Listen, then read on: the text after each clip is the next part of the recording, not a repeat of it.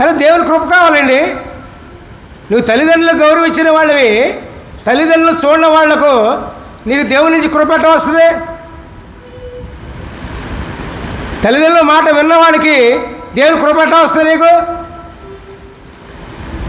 దేవునికి విరుద్ధంగా వాళ్ళు దేవుళ్ళు లేకపోయినా దేవునికి విరుద్ధంగా ఎవరూ చెప్పరు తల్లిదండ్రులు. ఏమ్మా చెప్తారా? దేవునికి విరుద్ధంగా ఎవరైనా చెప్తారా? వాళ్ళు దేవుళ్ళు లేకపోయినా తల్లిదండ్రులు పిల్లలకి మంచి మార్గంలో దేవుళ్ళో ఉండని చెప్తారు, కానీ నువ్వు దేవుళ్ళో ఉండద్దు వెళ్ళొద్దని చెప్తారా? చెప్పండి ఒకసారి. ఏమ్మా చెప్తారా లేదా? చెప్పరు ఎవరో కూడా.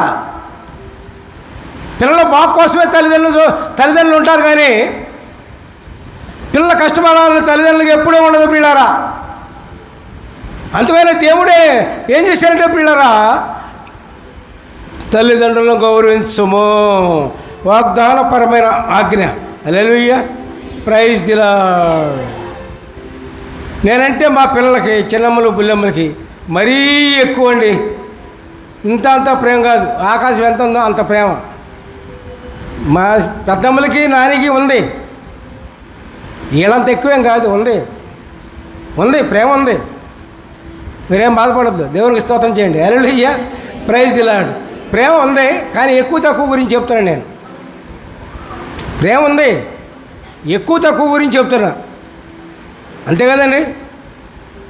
ఎక్కువ తక్కువ ఉంటుందిగా, ఏమ్మా ఉండదు? ఉంటుంది కదా.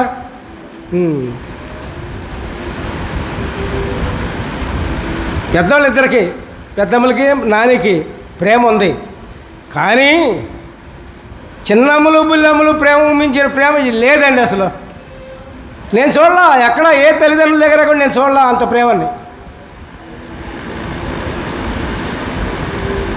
అటువంటి బిడ్డలు కావాలని కోరుకోండి. దేవునికి స్తోత్రం చేయండి దేవుణ్ణి. Hallelujah, praise the Lord, praise the Lord. మరి దేవుని వాక్యం ప్రకారం విని వాక్యం ప్రకారం మనం జీవించాలని చెప్పుకున్నాం. అవునండి.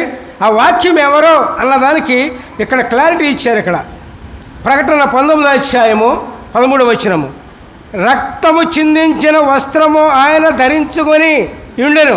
ఆయన అంటే ఎవరు? యేసుప్రభువు వారు. మరియు దేవుని వాక్యము, ఆయన నామము ఆయనకు పేరు పెట్టబడి ఉన్నది. యేసుప్రభువు వారి నామం ఏంటి? యేసుప్రభువు వారి నామంలో ఒకటి ఏంటది? దేవుని వాక్యము. దేవుని వాక్యమైనా యేసయ్యేనా దేవుని వాక్యమే.